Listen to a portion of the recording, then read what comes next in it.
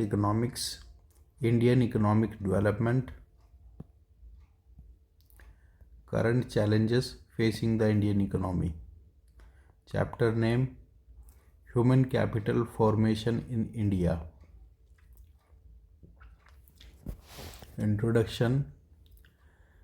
Labor skill of an educated person is more than that of an uneducated person. As the former is, मतलब educated person is to generate more income, वो ज़्यादा income कमा सकता है educated labor than the latter uneducated person, and his or her contribution to economic growth is consequently more. तो economic growth में जो educated person का कंट्रीब्यूशन होता है वो ज़्यादा होता है देन अनएजुकेटेड लेबर या person. Education is sought not only as it confers higher earning. Education सिर्फ इसीलिए नहीं प्राप्त की जाती कि उससे अर्निंग हायर होती है, capacity on people, but also for its highly valued benefits. लेकिन एजुकेशन से बहुत ही अच्छे बेनिफिट्स होते हैं. It gives a better social standing and pride. It enables one to make better choice in life. It provides knowledge to understand the changes taking place in society. It also stimulates innovation. तो education से ये सारी चीज़ें भी हमें मिलती है along with the higher income. The availability of educated labor force facilitates adaptation of new technology. तो एजुकेटेड जो पर्सन होता है वो नई टेक्नोलॉजी से जल्दी ही एडप्ट कर लेता है. Economist have stressed the need for expanding educational opportunities in a nation as it accelerates the development process.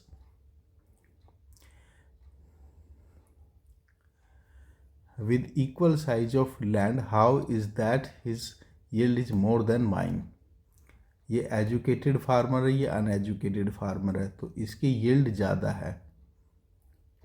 अच्छा, इसकी यील्ड ज़्यादा है, ये यहाँ से यील्ड, ये इसकी स्मॉल है, इसकी ज़्यादा है. तो एजुकेटेड फार्मर मॉडर्न टेक्निक से एडेप्टेशन करेगा और प्रोडक्शन को ज़्यादा कर लेगा. What is human capital? Human capital क्या है? Country can turn physical resources like land into physical capital like factories.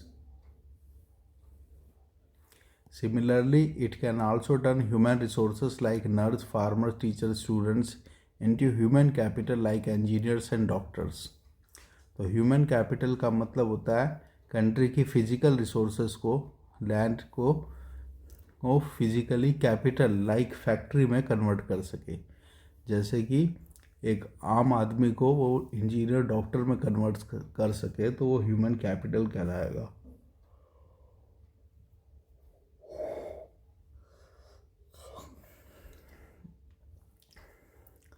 We need good human capital to produce other human capital.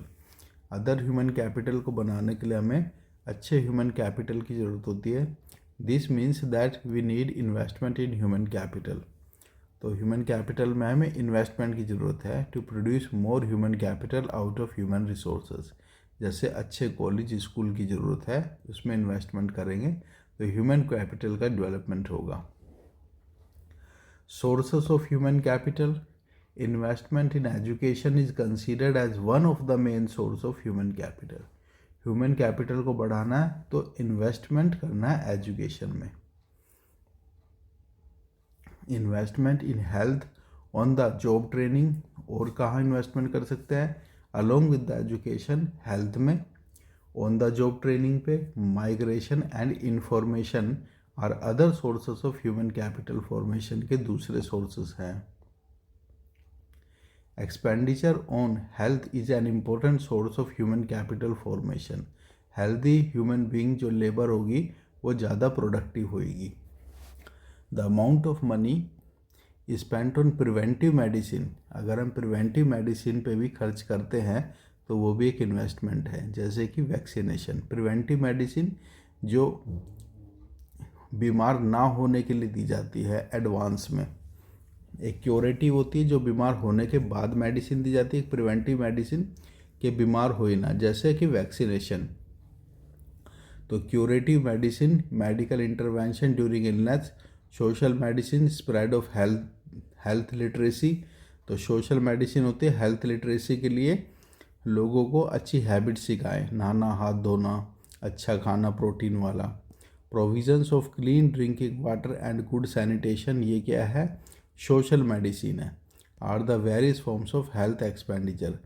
Health expenditure directly increases the supply of healthy labour force and is thus a source of human capital formation. Firms spend on giving on the job training to their workers. Firm on the job training भी देती है capital formation के लिए. The training expenditure regarding on the job training is a source of human capital formation, as the return of such expenditure in the form of enhanced labor productivity is more than the cost of it. People migrate in search of jobs.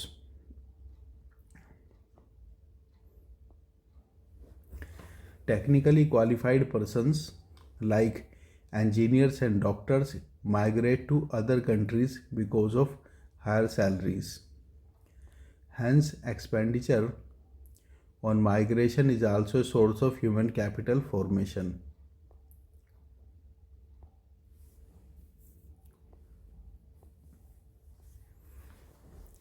Economic growth means the increase in real national income of a country naturally.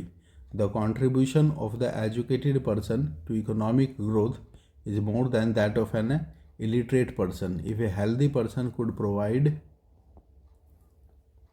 uninterrupted labor supply for a longer period of time, then health is also an important factor for economic growth. Thus, both education and health, along with many other factors like on-the-job training, job market information, and migration, increase an individual's income generating capacity.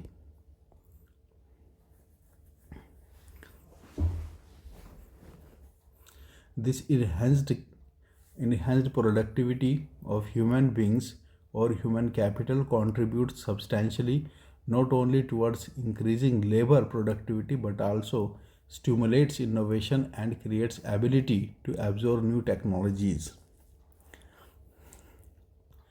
Education provides knowledge to understand changes in society and scientific advancement, thus facilitates inventions and innovations. The availability of educated labor की जो availability है force facilitates adaptation to new technology, और new technology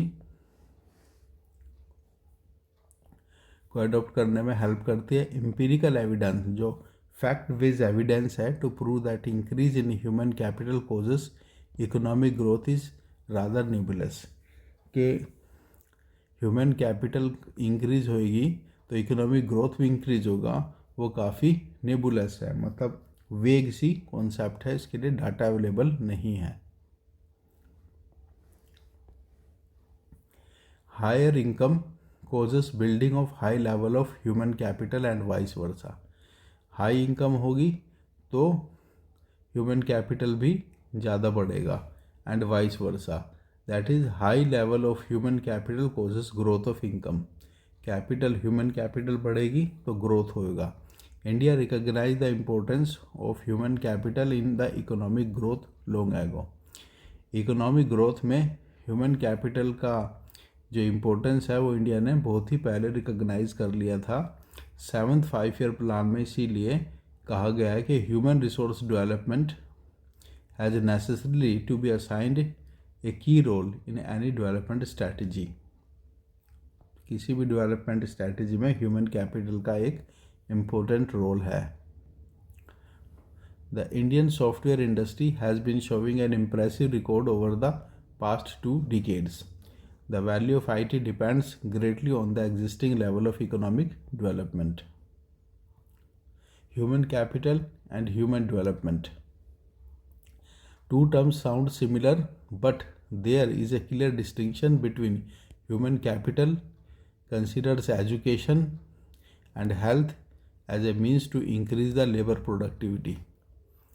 Human development is based on the idea that education and health are integral to human well-being, because only when people have the ability to read and write and the ability to lead a long and healthy life, they will be able to make other choices. तो human development होता है जिसमें health और education के साथ साथ other choice भी वो कर सकते हों which they value. Human capital treats human being as a means to end. तो ह्यूमन कैपिटल एक मीन्स है उस एंड तक पहुंचने के लिए, end being the increase in productivity.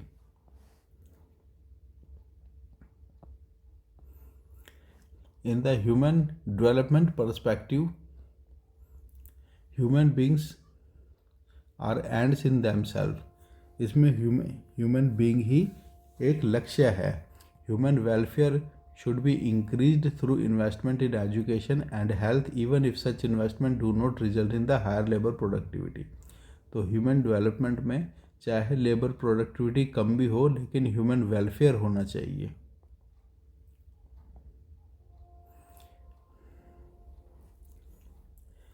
State of the human capital formation in India का अभी क्या स्टेट है? We have already learn that human capital formation is the outcome of investment in education, health, on the job training, migration and information.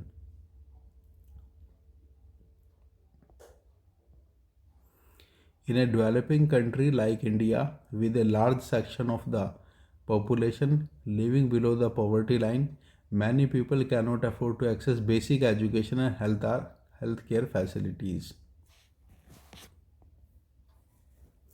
When basic education and health care is considered as a right of the citizen, then it is essential that the government should provide education and health service free of cost for the deserving citizens and those from the socially oppressed classes. The percentage of education expenditure of total government expenditure indicates the importance of education in the scheme.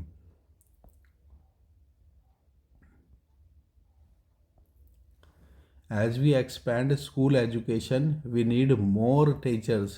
We are trained in the higher education institution, therefore expenditure on all levels of education should be increased.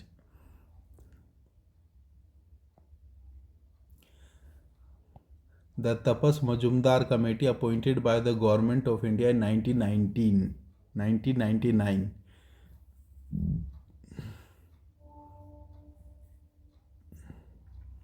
estimated an expenditure around rupees 1.37 lakh crore over 10 years. To bring, किस लिए हुई थी ये committee? To bring all Indian children in the age group of 6 to 14 years under the purview of the school education में लाने के लिए तपस Majumdar committee appoint की गई थी. गवर्नमेंट ऑफ इंडिया है ऑल्सो स्टार्टेड लेविंग ए 2% एजुकेशन सेस. टैक्स के ऊपर जो एक्स्ट्रा टैक्स लगाया जाता है उसको सेस बोलते हैं. एजुकेशन सेस का मतलब टैक्स के ऊपर जो 2% एक्स्ट्रा टैक्स लगाया गया है, that will be spend for the purpose of education. Education को डेवलप करने के लिए वो खर्च किया जाएगा on all union taxes. The revenue from education cess has been earmarked for spending on elementary education. Basic education पे खर्च किया जाएगा ये पैसा. Gender equity better than before. Gender equity अब बेटर हो गई है पहले से, मतलब मेल फीमेल की इक्वालिटी में. तो difference in literacy rates between males and females are narrowing. अब कम होता जा रहा है, दोनों बराबर के पढ़े लिखे हो रहे हैं, मेल और फीमेल भी. पहले डिफरेंस था. Signifying A positive development in gender equity.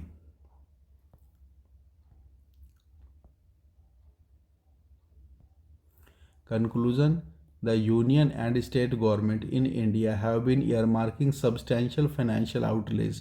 मतलब काफ़ी पैसा खर्च कर रहे हैं for development of education and health sectors. The spread of education and health service across different sectors of society should be ensured so as to simultaneously attain economic growth and equity.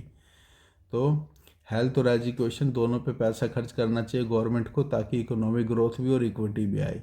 India has a rich stock of scientific and technical man power है world में सबसे ज़्यादा India के पास।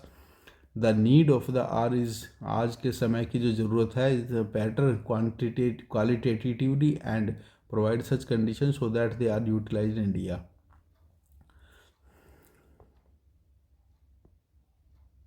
Chapter complete.